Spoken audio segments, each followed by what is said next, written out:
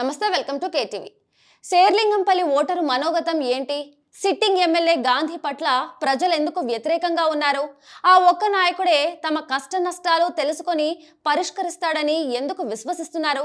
శేర్లింగంపల్లి అంటే సత్యనారాయణ, సత్యనారాయణ అంటే శేర్లింగంపల్లి అని చెప్పుకునే స్థాయికి ఆయన ఎలా ప్రజల్లోకి మమేకమయ్యారు? ఓ లుక్ వేయండి.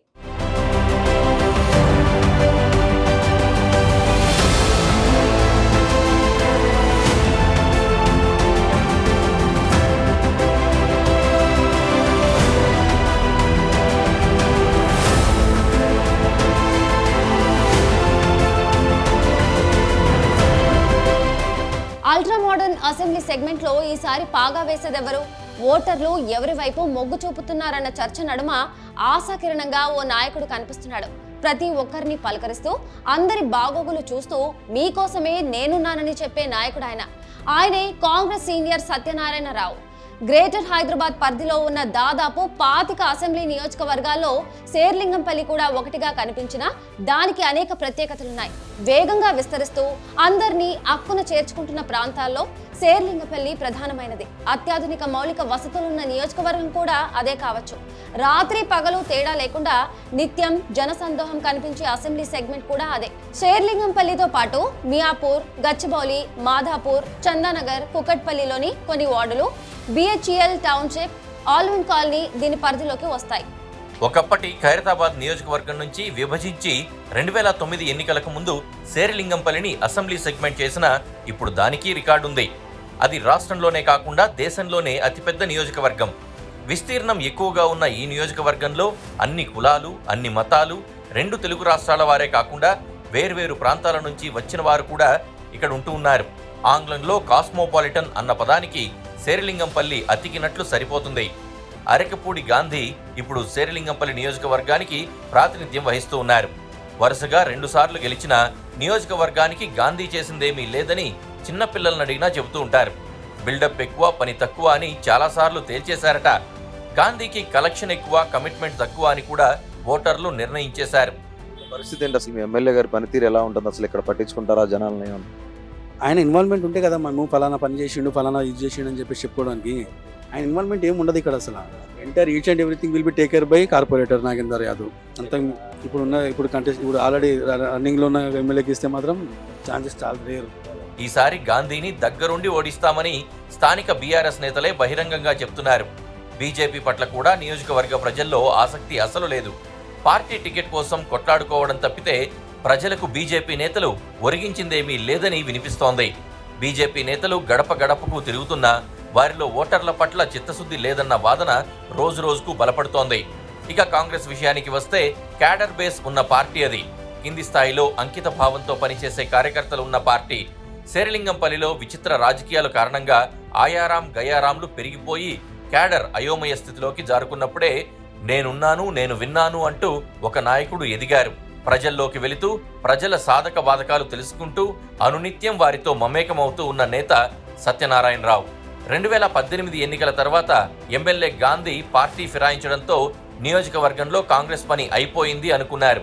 ఆ తరుణంలోనే నియోజకవర్గ బాధ్యతలను సత్యనారాయణరావుకి అప్పగించడంతో ఆ పార్టీ అధిష్టానానికి ఇటు ప్రజలకు ఒక భరోసా దక్కిందని చెప్పుకోవచ్చు.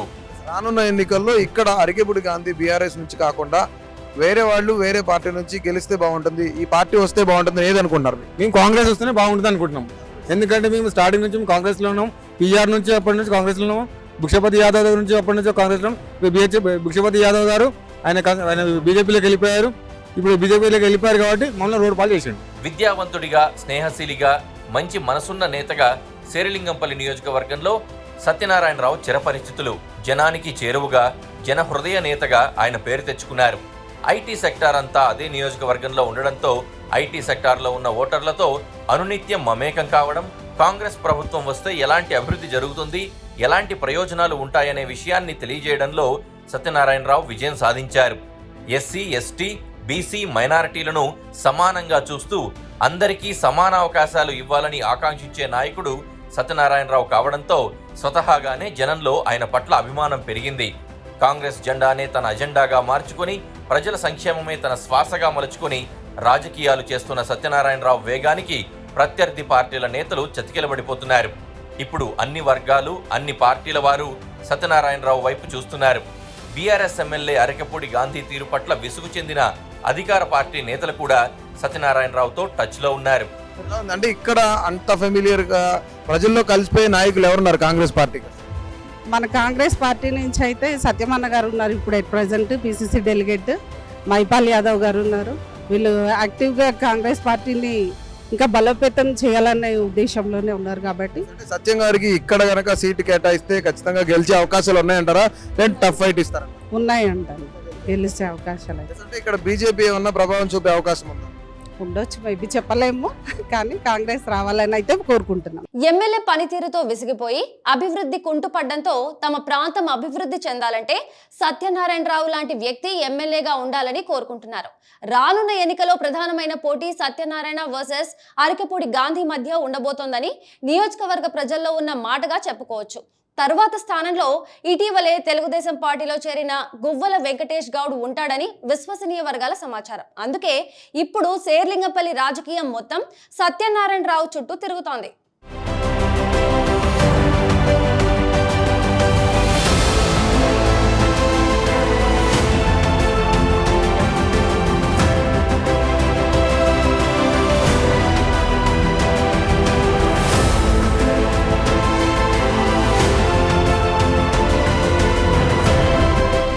ఈ వీడియో కనుక మీకు నచ్చినట్లయితే కేటీవీని లైక్ చేయండి, షేర్ చేయండి, సబ్స్క్రైబ్ చేయండి. నమస్తే.